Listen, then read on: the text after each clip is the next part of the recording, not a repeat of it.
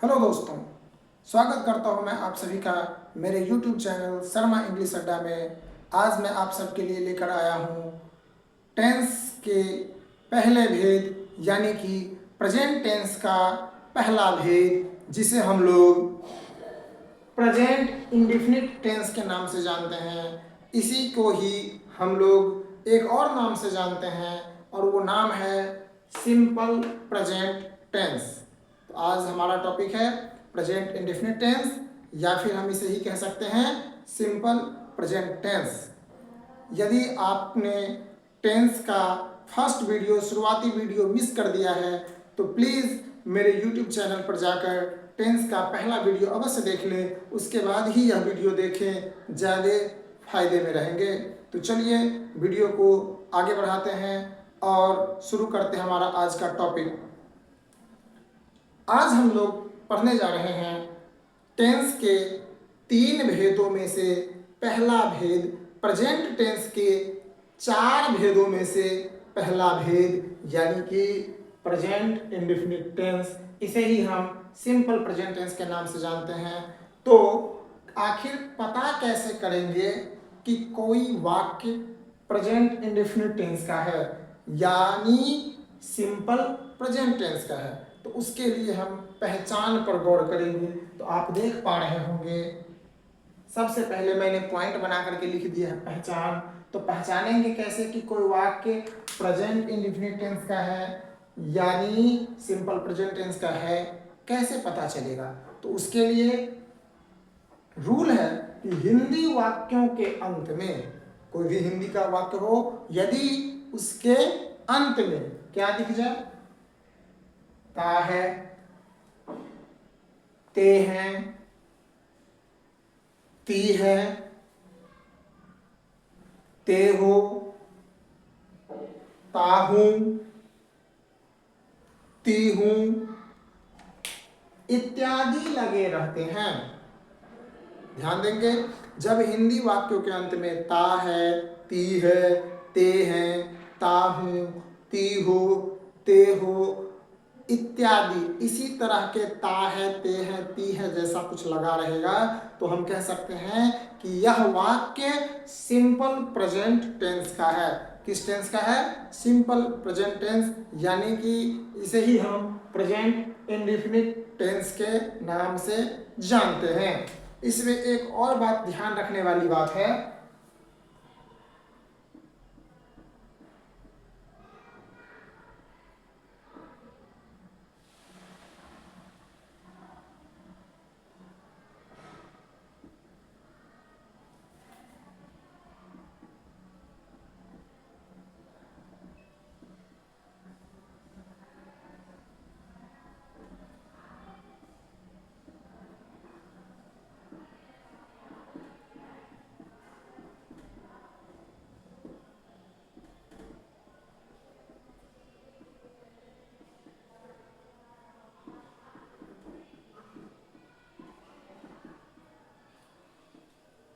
ध्यान देंगे, जब हिंदी वाक्यों के अंत में ता है, ते है, ती है, ता हूं, ती हूं ये सब लगे रहते हैं, तो आखिर इससे पता क्या चलता है? तो हम कह सकते हैं कि इससे ज्ञात होता है कि कोई कार्य, क्या पता चलेगा कि कोई कार्य वर्तमान समय में सामान्य रूप से होता है। वर्तमान समय माने अभी, ये जो समय चल रहा है अभी, उस समय में जब कोई काम सामान्य रूप से होता है, आराम से होता है, तो वह वाक्य सिंपल प्रेजेंट टेंस या प्रेजेंट इंडेफिनिट टेंस का समझा जाता है। अब हम प्रेजेंट इंडेफिनिट टेंस के वाक्यों को अंग्रेजी में किस प्रकार से अनुवाद किया जाए, कैसे ट्रांसलेट किया जाए, उसके लिए कुछ स्ट्रक्चर्स पर गौर कर लेते हैं। स्ट्रक्चर का मतलब होता है संरचना या बनावट। ठीक, तो आखिर हिंदी के जो वाक्य होते हैं प्रेजेंट इंडेफिनिट टेंस वाले, उसको अंग्रेजी में कैसे ट्रांसलेट करें, उसके लिए जो स्ट्रक्चर है उस पर थोड़ा सा गौर कर लेते हैं। आप सबसे पहले देख पा रहे होंगे, पहला है अफर्मेटिव, दूसरा है निगेटिव, तीसरा है इंट्रोगेटिव, चौथा है निगेटिव इंट्रोगेटिव, पांचवा है WH क्वेश्चन, और छठा है निगेटिव WH क्वेश्चन। तो आखिर ये affirmative, negative interrogative, negative interrogative, WH question और निगेटिव WH क्वेश्चन होता क्या है, इसके बारे में थोड़ा सा प्रकाश डालते हैं। तो सबसे पहले आप देख पा रहे होंगे कि अफर्मेटिव ये सेंटेंस का एक ऐसा प्रकार होता है, एक ऐसा रूप होता है जिसमें किसी भी स्टेटमेंट को, किसी भी कथन को एक्सेप्ट किया जाता है, स्वीकार किया जाता है, या फिर हम इसे ही अफर्मेटिव को ही पॉजिटिव समझ सकते हैं। जैसे राम पढ़ता है, तो मैंने जो राम के बारे में स्टेटमेंट दिया है वह पॉजिटिव है, राम पढ़ता है। और यदि मैं कहूं कि राम नहीं पढ़ता है, तो यह जो मेरे द्वारा राम के बारे में स्टेटमेंट दिया गया है वो निगेटिव हो जाएगा। उम्मीद करता हूं कि आप लोगों को अफर्मेटिव में और निगेटिव में फर्क क्लियर हो गया होगा। जब कोई स्टेटमेंट पॉजिटिव होता है तो वह अफर्मेटिव कहलाएगा, और जब कोई स्टेटमेंट में न लग जाए, नहीं लग जाए, तो वह निगेटिव हो जाता है। अगला है इंट्रोगेटिव। इंट्रोगेटिव स्ट्रक्चर कहने का मतलब कि जब कोई हिंदी के वाक्य में, जब किसी हिंदी के वाक्य के शुरू में क्या लग जाए, जब किसी हिंदी वाक्य के शुरू में क्या लग जाए और वाक्य के अंत में क्वेश्चन मार्क लगा रहे, तो हम कहेंगे कि इस वाक्य को इंट्रोगेटिव के स्ट्रक्चर पर ट्रांसलेट किया जाएगा। अगला स्ट्रक्चर है निगेटिव इंट्रोगेटिव, यानी फिर से हिंदी वाक्य की शुरुआत क्या से होगी, अंत में क्वेश्चन मार्क आएगा, मगर बीच में कहीं पर नहीं लगा रहेगा। गौर करेंगे, हिंदी वाक्य की शुरुआत क्या से, अंत में क्वेश्चन मार्क, प्रश्न वाला चिन्ह, और बीच में कहीं पर नहीं, तो उस वाक्य को हम निगेटिव इंट्रोगेटिव स्ट्रक्चर पर ट्रांसलेट करेंगे। अगला है WH क्वेश्चन, कि ये WH क्वेश्चन क्या होता है।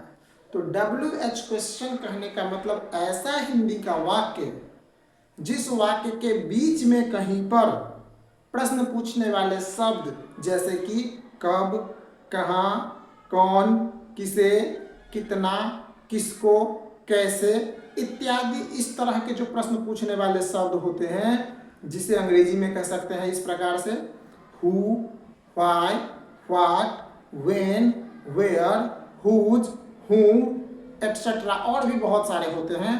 तो ये जितने सारे वर्ड मैंने अभी आपको गिनाए हैं, ये सभी वर्ड क्वेश्चन पूछने के लिए इस्तेमाल किया जाता है, और हर एक वर्ड में W और H शामिल होता है, जिस वजह से इन सभी वर्ड्स को, इन सभी शब्दों को WH वर्ड कहा जाता है।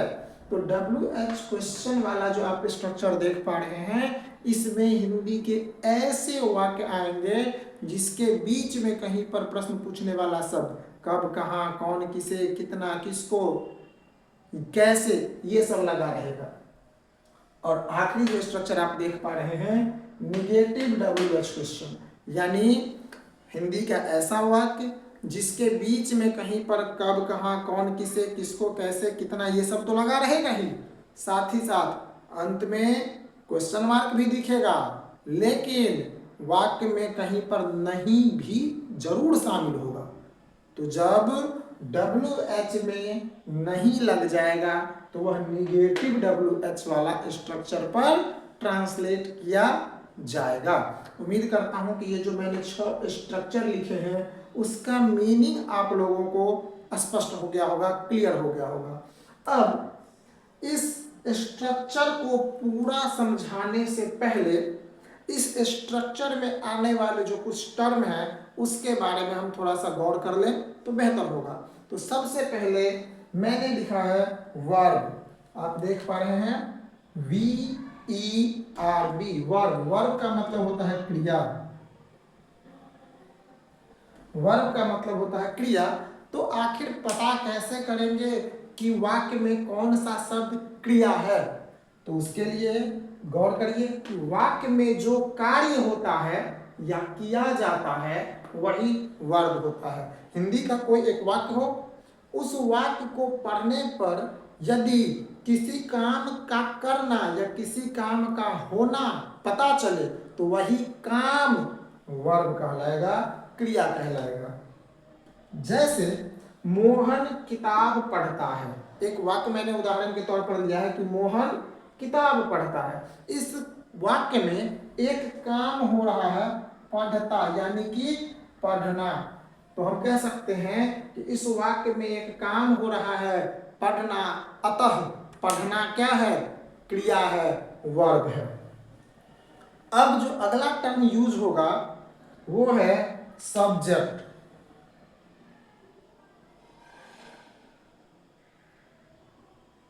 सब्जेक्ट को हिंदी में कहते हैं कर्ता।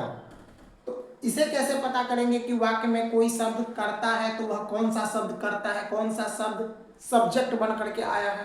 तो इसे पता करने के लिए तरीका है कि क्रिया का मतलब कार्य को करने वाला सब्जेक्ट कहलाता है। वाक्य में यदि कोई काम हो रहा है तो उस काम को कोई ना कोई करने वाला भी होगा, और जो काम को करने वाला है वही उस वाक्य का सब्जेक्ट होता है। समझ में आ गया होगा, उम्मीद करता हूं कि यदि कोई काम हो रहा है उस काम को कोई ना कोई कर रहा होगा तो काम को करने वाला ही क्या कहलाएगा, सब्जेक्ट। ध्यान देंगे, यहां पर मैंने नोट करके लिखा है, नोट में मैंने क्या लिखा है कि वर्ब से हु पूछे जाने पर जो जवाब मिले वही सब्जेक्ट होता है। यदि पता करना हो किसी भी वाक्य में कि सब्जेक्ट कौन सा वर्ड होगा, कौन सा शब्द सब्जेक्ट बन करके आया है, तो उसके लिए एक तरीका होता है कि आप वर्ब से यानी क्रिया से एक सवाल पूछिए। कौन सा सवाल, हु। ये जो है हु मतलब कौन, क्रिया से पूछिए, वर्ब से पूछिए कौन, उसका जो जवाब बन के आएगा वही शब्द क्या होगा, सब्जेक्ट होगा। जैसे मोहन किताब पढ़ता है, मोहन किताब पढ़ता है, तो इसमें पढ़ना जो काम है, कार्य है मतलब वर्ब है, क्रिया है। इससे पूछिए कौन, ये जो काम है पढ़ने का वह कौन करता है, तो आपको जवाब मिलेगा कि मोहन करता है। तो हम कह सकते हैं कि यह जो मोहन शब्द है वह इस वाक्य का सब्जेक्ट है। फिर से एक बार समझा दूं, सब्जेक्ट पता करने का तरीका है कि किसी काम को करने वाला सब्जेक्ट कहलाता है। तो पहले काम पता करेंगे कि मोहन किताब पढ़ता है, इस वाक्य में काम है पढ़ना, तो पढ़ने का काम करता कौन है, कौन कर रहा है, तो मोहन कर रहा है, अर्थात मोहन क्या हुआ, सब्जेक्ट हुआ। दूसरा तरीका मैंने क्या बताया था कि वर्ब से, काम से पूछिए, क्रिया से पूछिए कि कौन, हु, पढ़ने का जो काम है वह कौन कर रहा है, तो जवाब मिलेगा मोहन। तो हम कह सकते हैं मोहन इस वाक्य का सब्जेक्ट है। एक और तरीका होता है सब्जेक्ट पता करने का।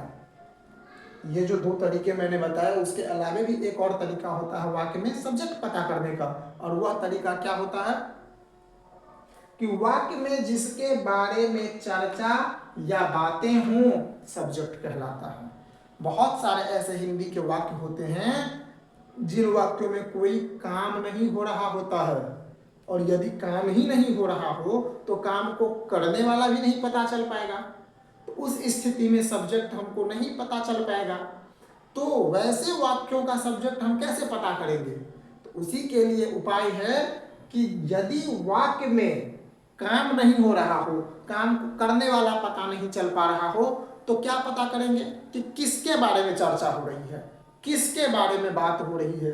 तो जिसके बारे में चर्चा हो, जिसके बारे में बात हो, वही हमारा सब्जेक्ट होता है। जैसे एग्जाम्पल है कलम लाल है, कलम लाल है, इसमें कोई काम नहीं हो रहा है।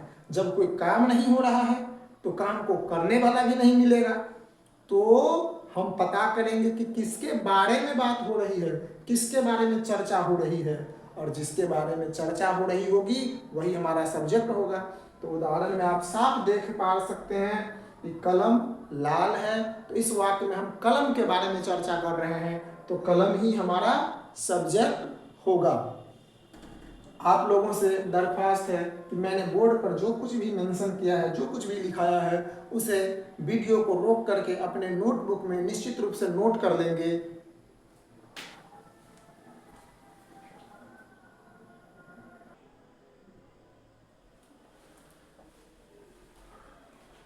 अब आगे हम ध्यान देंगे एक और टर्म जो इस टेंस को पढ़ने के दौरान हमारे बीच बार बार सामने आएगा, वो है ऑब्जेक्ट। जी हाँ, उसका नाम है ऑब्जेक्ट। इसे हिंदी में हम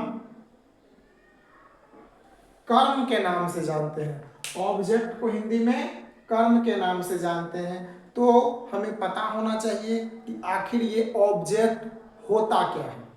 तो कहेंगे कि सब्जेक्ट के द्वारा किए गए कार्य, किए गए कार्य, कार्य का मतलब वर्ब। यानी यदि वाक्य में सब्जेक्ट किसी वर्ब को अंजाम दे रहा है, कर्ता किसी काम को कर रहा है, उस कार्य का परिणाम या फल जिस पर पड़े ऑब्जेक्ट कहलाता है। अर्थात सब्जेक्ट के द्वारा जो काम किया जाता है उसका परिणाम, उसका फल जिस शब्द पर पड़ेगा वही शब्द ऑब्जेक्ट कहलाएगा। जैसे उदाहरण में देखेंगे कि मोहन किताब पढ़ता है। एक एग्जाम्पल लिया है मैंने, मोहन किताब पढ़ता है। इस वाक्य में एक काम हो रहा है पढ़ने का, जो कि हमारा वर्ब है। इस काम को कर कौन रहा है? तो मोहन। तो मोहन हमारा सब्जेक्ट हो गया। काम पढ़ने का, इसको कर रहा है मोहन, तो काम को करने वाला सब्जेक्ट। अब पढ़ने का काम जो मोहन के द्वारा हो रहा है, उसका परिणाम, उसका फल किस पर पड़ रहा है? तो हम कह सकते हैं कि वह शब्द है किताब। किताब पर, पढ़ने का काम जो मोहन के द्वारा हो रहा है उसका रिजल्ट निकल रहा है किस पर? किताब पर। तो किताब कहलाएगा ऑब्जेक्ट। किताब हो जाएगा हमारा ऑब्जेक्ट। ऑब्जेक्ट पता करने का तरीका क्या है? तो यहाँ पर मैंने नोट करके लिखा है कि वर्ब से 2 सवाल पूछना होगा। वर्ब से 2 सवाल पूछेंगे, एक तो व्हाट और दूसरा हुम। व्हाट का मतलब क्या, हुम का मतलब किसको। तो वर्ब से जब हम 2 सवाल करेंगे, व्हाट और दूसरा सवाल हुम, पूछे जाने पर जो उत्तर मिले वही ऑब्जेक्ट होता है। वर्ब से पूछेंगे व्हाट या फिर क्या पूछेंगे हुम, उसका जो जवाब मिलेगा, दोनों में से किसी एक का मिले या दोनों का ही जवाब मिले, वह क्या होगा? हमारा ऑब्जेक्ट। अब आगे ध्यान देंगे कि ऑब्जेक्ट जो होता है वह 2 प्रकार का होता है। ऑब्जेक्ट कितने प्रकार का होता है? 2 प्रकार का। एक होता है इनडायरेक्ट ऑब्जेक्ट, दूसरा होता है डायरेक्ट ऑब्जेक्ट। पहला इनडायरेक्ट ऑब्जेक्ट, दूसरा डायरेक्ट ऑब्जेक्ट। अब कैसे पता चलेगा कि वाक्य में यदि 2 ऑब्जेक्ट हो तो कौन सा इनडायरेक्ट है, कौन सा डायरेक्ट है? तो उसके लिए एक तरीका होता है। यदि वाक्य में कोई व्यक्ति अर्थात कोई पर्सन ऑब्जेक्ट बन करके आया है तो वह इनडायरेक्ट ऑब्जेक्ट कहलाएगा। और जब वाक्य में कोई वस्तु अर्थात कोई थिंग ऑब्जेक्ट बन करके आया है तो वह डायरेक्ट ऑब्जेक्ट कहलाएगा।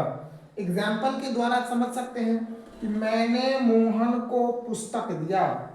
मैंने मोहन को पुस्तक दिया। तो इस वाक्य में काम हो रहा है देने का, काम हो रहा है देने का। काम को कर कौन रहा है? तो मैंने, यानी मैं कर रहा हूं। काम कर कौन रहा है? तो मैं। अब देने का जो मैं काम कर रहा हूं उसका परिणाम 2 जगह निकलेगा। पता करना है किससे? तो वर्ब से पूछेंगे व्हाट। इस वर्ब से पूछेंगे व्हाट, दिया, क्या दिया? तो उसका जवाब मिलेगा कि पुस्तक दिया। दूसरा सवाल पूछना था हुम, अर्थात किसको दिया?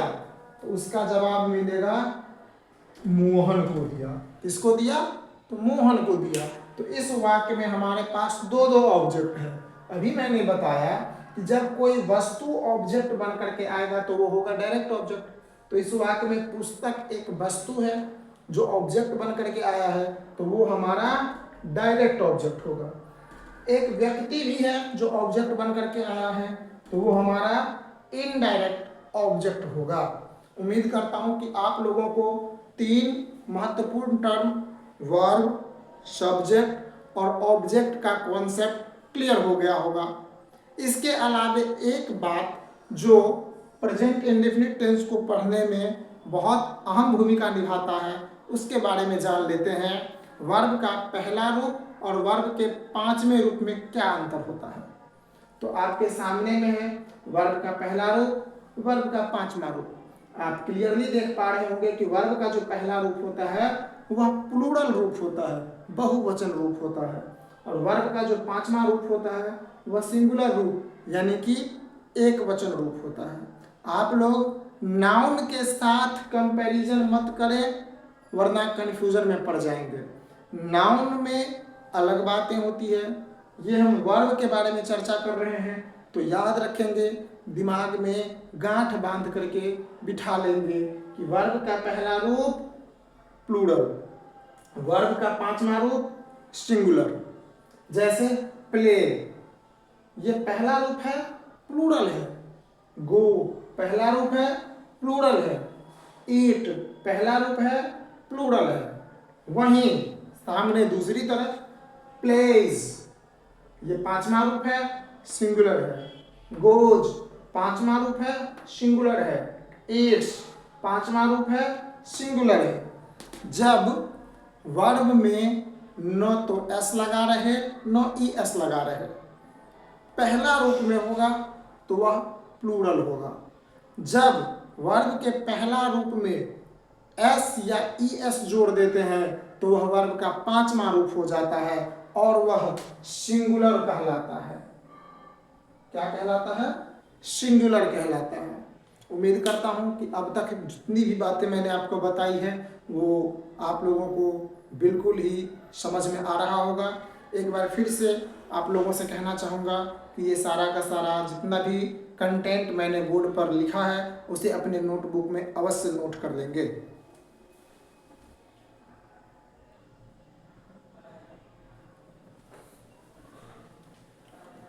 अब हम प्रेजेंट इंडेफिनिट टेंस अर्थात सिंपल प्रेजेंट टेंस के कुछ एग्जाम्पल्स देख लेते हैं कि किस प्रकार से हिंदी वाक्य जो कि प्रेजेंट इंडेफिनिट टेंस के हों, सिंपल प्रेजेंट टेंस को हों, उसको अंग्रेजी में कैसे ट्रांसलेट किया जाता है। तो सबसे पहले आप लोगों के सामने यहाँ पर स्ट्रक्चर लिखा हुआ है और यहाँ पर कुछ हिंदी के वाक्य हैं जिसको अंग्रेजी में ट्रांसलेट करना मैं आप लोगों को समझा रहा हूँ। उससे पहले जरा एक नज़र डालेंगे इस चार्ट पर जिसमें कि आप पाएंगे एक कॉलम पर्सन का बना हुआ है, दूसरा सिंगुलर नंबर वाला है और तीसरा प्लूरल नंबर वाला है। तो ये पर्सन कॉलम में आपको मिलेगा first person, second person, third person. जैसा कि आप लोगों को पता ही होगा कि पर्सन के 3 रूप होते हैं, 3 भेद होते हैं, first person, second person, third person. First person बोला जाता है बोलने वाले को, जो बोलता है, जो कहता है उसे हम फर्स्ट पर्सन कहते हैं। दूसरा है सेकेंड पर्सन, सुनने वाले को सेकेंड पर्सन कहा जाता है, सुनने वाले को सेकेंड पर्सन। अगला है थर्ड पर्सन, जिसके बारे में बात हो, जिसके बारे में चर्चा हो, वह थर्ड पर्सन होता है। बोलने वाला फर्स्ट पर्सन, सुनने वाला सेकेंड पर्सन और जिसके बारे में बात हो थर्ड पर्सन। अब इधर है सिंगुलर, इधर है प्लूरल। सिंगुलर का मतलब एक वचन अर्थात संख्या में एक। अगला है प्लूरल जिसका मतलब होता है बहुवचन अर्थात संख्या में एक से अधिक, अनेक, एक से अधिक, चाहे 2 हो, 20 हो, 200 हो, 2 लाख हो, कोई फर्क नहीं पड़ता, एक से अधिक प्लूरल। तो यहाँ पर फर्स्ट पर्सन के सिंगुलर नंबर में आप देख रहे होंगे I. First person plural number में we, second person singular number you, second person plural number you, third person singular number में ही, सी, इट और एक नाम, किसी भी आदमी का, किसी भी वस्तु का, किसी भी जानवर, किसी एक का नाम हो, ही, सी, इट और एक नाम, तो वह थर्ड पर्सन के सिंगुलर नंबर में आता है। दे और अनेक नाम, एक से अधिक व्यक्ति, अधिक जानवर, अधिक वस्तु का नाम होगा तो वह होगा थर्ड पर्सन के प्लूरल नंबर में। साथ ही साथ मैं बता दूं कि फर्स्ट पर्सन सिंगुलर नंबर यानी आई के साथ वर्ब का पहला रूप लगता है या डू लगता है, वी के साथ वर्ब का पहला रूप और डू लगता है, यू के साथ वर्ब का पहला रूप डू लगता है, यू के साथ वर्ब का पहला रूप डू लगता है, ही, सी, इट और एक आदमी के नाम के साथ यानी थर्ड पर्सन सिंगुलर नंबर के साथ वर्ब का पांचवा रूप और डज लगता है। थर्ड पर्सन प्लूरल नंबर दे और अनेक लोगों के नाम के साथ वर्ब का पहला रूप और डू लगता है। एक नज़र गौर करते हुए देख लेना है इस चार्ट को। यह चार्ट बहुत ही अहम भूमिका निभाने वाला है प्रेजेंट इंडेफिनिट टेंस के वाक्यों को अंग्रेजी में ट्रांसलेट करते समय। एक बार फिर से, पहला जो वाक्य है, मैं किताब पढ़ता हूँ। मैं किताब पढ़ता हूँ, इस वाक्य में काम हो रहा है पढ़ने का, इस काम को कर रहा है मैं, और काम करने का परिणाम निकल रहा है किताब पर, अर्थात पढ़ना हुआ क्रिया वर्ब, मैं हो गया सब्जेक्ट कर्ता काम को करने वाला, और किताब हो गया ऑब्जेक्ट कर्म। तो सबसे पहले मैं किताब पढ़ता हूँ, यह वाक्य आधारित है अफर्मेटिव स्ट्रक्चर पर, और अफर्मेटिव स्ट्रक्चर में लिखा है स्ट्रक्चर सब्जेक्ट, सब्जेक्ट के बाद वर्ब के पहला या पांचवा रूप में से कोई एक, उसके बाद ऑब्जेक्ट, उसके बाद अदर वर्ड, अगर कुछ बच जाता है तो वो लिखा है। तो सबसे पहले सब्जेक्ट जो हमारा मैं है उसका मीनिंग मैंने लिखा है आई, और सब्जेक्ट के बाद वर्ब के पहले या पांचवें रूप में से कोई एक चुनना था। तो आप इस चार्ट में देख पा रहे होंगे आई जो है वो फर्स्ट पर्सन के सिंगुलर नंबर में आता है और उसके साथ वर्ब का पहला रूप लगता है। तो इस प्रकार से मैंने आई रीड और वर्ब के पहला पांचवा में से एक रूप चुनने के बाद अगला है ऑब्जेक्ट। ऑब्जेक्ट हमारा किताब है जो कि सिंगुलर काउंटेबल नाउन है, तो उसके लिए मैंने ए बुक लिखा है। तो मैं किताब पढ़ता हूँ को अंग्रेजी में ट्रांसलेट करने पर हमको मिलेगा I read a book, I read a book. अगला वाक्य है वह क्रिकेट खेलता है। इस वाक्य में काम हो रहा है खेलने का, जो कि हमारा वर्ब है। काम किया जा रहा है वह के द्वारा, जो हमारा सब्जेक्ट हुआ, और खेलने का जो काम वह के द्वारा हो रहा है उसका परिणाम निकल रहा है क्रिकेट पर, ये हमारा ऑब्जेक्ट हुआ। अब ये वाक्य भी अफर्मेटिव स्ट्रक्चर पर आधारित है, तो इस चार्ट के सहारे कि किसके साथ वर्ब का पहला रूप लगेगा, किसके साथ वर्ब का पांचवा रूप लगेगा, इस चार्ट से हिंट लेते हुए हम इसको ट्रांसलेट करेंगे। जो हमारा सब्जेक्ट है वह लड़का है, खेलता है, तो वह का मीनिंग ही के साथ देखेंगे कि वर्ब का पांचवा रूप लगता है, तो ही के बाद मैंने लिखा है प्लेज, और ऑब्जेक्ट हमारा है क्रिकेट, तो ऑब्जेक्ट को मैंने लिख दिया क्रिकेट। तो वह क्रिकेट खेलता है, इस वाक्य को अंग्रेजी में ट्रांसलेट करने पर हम पाएंगे ही प्लेज क्रिकेट। अगला वाक्य है तुम विद्यालय नहीं जाते हो। इस वाक्य में आप देख पा रहे होंगे नहीं लगा हुआ है, और जैसे ही वाक्य में कहीं पर भी निगेटिव वर्ड दिख जाए नहीं, तो हम समझेंगे कि वह निगेटिव स्ट्रक्चर पर आधारित है। और निगेटिव स्ट्रक्चर कहता है कि सबसे पहले सब्जेक्ट लिखिए, उसके बाद डू डज में से कोई एक चुनिए, फिर नोट लगाइए, वर्ब का पहला रूप लगाइए, ऑब्जेक्ट, और अगर कुछ बच गया है तो अदर वर्ड लगाइए। तो चलिए सबसे पहले इस काम में जाना जो है वह काम है, कर रहा है तुम, और बच गया विद्यालय। तो जाना जो काम है वो हो रहा है तुम के द्वारा, तो तुम हो गया हमारा सब्जेक्ट। तो तुम के लिए मैंने लिख दिया यू, चूंकि निगेटिव है तो निगेटिव में सब्जेक्ट के बाद डू डज चुनना होता है। तो डू डज में से कोई एक, तो देखिए इधर यू के साथ क्या लगा हुआ है, डू, तो यू के बाद लगा दिए डू। डू डज के बाद लिखना था नोट, तो मैंने लिख दिया नोट। उसके बाद है वर्ब का पहला रूप, तो काम था इसमें जाना, वर्ब का पहला रूप होता है गो। उसके बाद है ऑब्जेक्ट, तो ऑब्जेक्ट इस वाक्य में कोई भी नहीं था, ये जो विद्यालय है वो दरअसल अदर वर्ड है, तो उसको मैंने लिखा है टू स्कूल। तो हमारा आंसर होगा you do not go to school, अर्थात तुम विद्यालय नहीं जाते हो। चौथा वाक्य है क्या आप लोग पाठ याद करते हैं। आपको मिलेगा कि वाक्य के शुरू में लगा है क्या और अंत में लगा है क्वेश्चन मार्क। तो मैंने बताया था कि वाक्य के शुरू में जब क्या दिखे, अंत में क्वेश्चन मार्क दिखे, तो समझ लेना है कि वह वाक्य इंट्रोगेटिव स्ट्रक्चर का है, जिसमें सबसे पहले डू डज लगाना होता है, और ये डू डज लगता है सब्जेक्ट के अनुसार। किसके अनुसार, सब्जेक्ट के अनुसार। तो हमारा सब्जेक्ट है आप लोग। आप लोग का मीनिंग होता है यू, जो कि सेकंड पर्सन प्लूरल नंबर है, उसके साथ लगता है डू। तो मैंने यहाँ पर लिख दिया है डू। डू डज में से एक चुन लिए डू, उसके बाद लिखना था सब्जेक्ट जो हमारा है यू, वर्ब का पहला रूप याद करना है रिमेम्बर। ऑब्जेक्ट क्या याद करने की बात हो रही है, तो पाठ याद करने की बात हो रही है, ये हमारा हो जाएगा ऑब्जेक्ट।